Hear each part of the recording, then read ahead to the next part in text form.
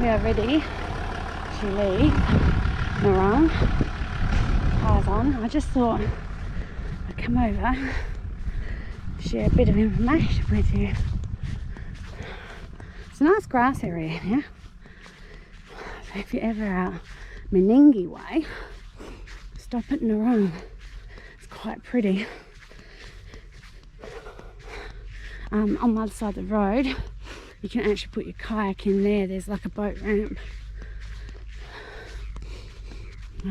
Toilet blocks, bins.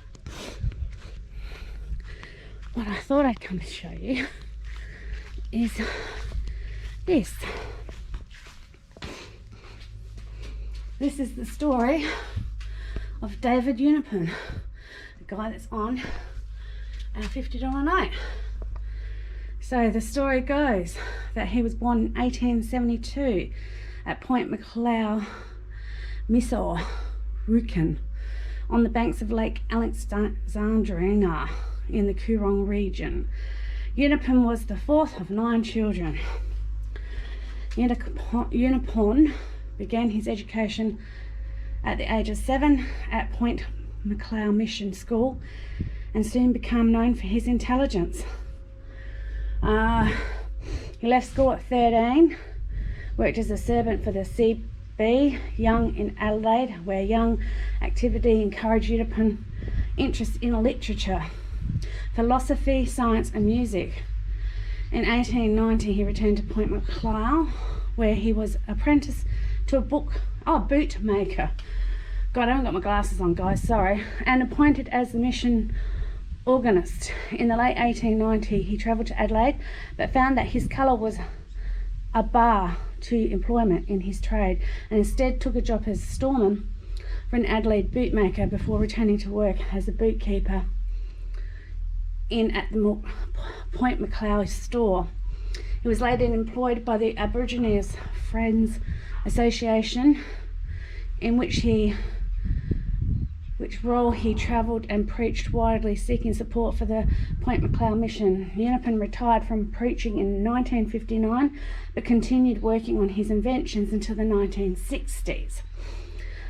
He took out provisional patents for 19 inventions, but was unable to afford to get any of his inventions fully patented. His most successful invention was a provisional patent 15624 was a shearing machine that converted curvilinear motion into a straight line movement, which is the basis of modern mechanical shears.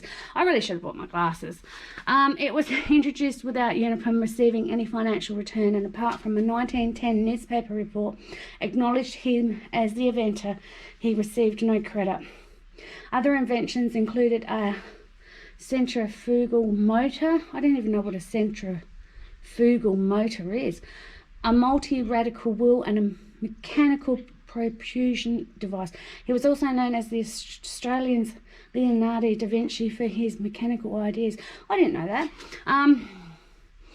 He was also known, which included pre-World War I drawings for a helicopter design based on the principle of a boomerang, and his research into the polarization of light. He spent much of his life attempting to achieve pre-mutual. So it must be propeller movement. I don't know. I'm going to look it up. Unipen was obsessed with correct English, unlike I'm doing right now, and in speaking tended to use classical English rather than the common usage.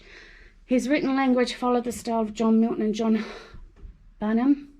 Unipen was inquisitively religious, believing in an equivalence of traditional Aboriginal Christian spiritual.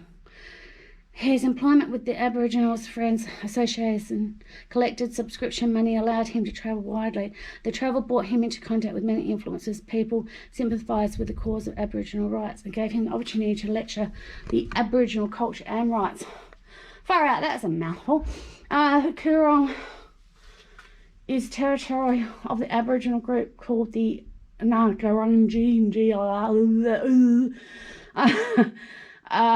I'd say it's Garinjere. I have to ask the girls. The grandkids do Aboriginal Narra or whatever it is. The people who make up this group are united by a common language, although different dialects were spoken. Dreaming ancestors, rivers, lakes, Murray-mouth and the Coorong. Hello. Hi. The original group, specifically from the Coorong area, was called the Tangakar. Their name is compound one, derived from the local place name for inland margin of the Coorong. Evidence of more than 6,000 years of Aboriginal habitat can be found, with the shells, midden and mounds scattered throughout the Coorong. So the Australian $50 note shows David Urban's image. The background features the Rukan Mission and Unipon's mechanical shears. Oh, I never knew that. Well, there you go. And here's some of the species of birds that can be found here. Nice dusky moran, pink-eared duck, raw spoonbill, yellow-bill spoonbill, great egret, Pacific black duck, purple swampin, Australian wood duck, and then your common shorebirds. Okay. And the Point Malcolm Lighthouse, which Pete's done a drone of and put a picture up, I believe, on the Facebook page, was built in 1878. The Narrung ferry, operating in 1928, was a great aid to road transport, in which a decline in transport across the lakes, which Malcolm Lighthouse ceasing operation in 1931. And here's a picture of a pelican, which is one of the largest species, weighing up to 13 kilos with, and as long as 1.8. So there you go. So here's Meningi, Tail and Ben, and this here is your Lake Alexandrina, and your Coorong National Park. So quite a bit to see around here. That's it, folks.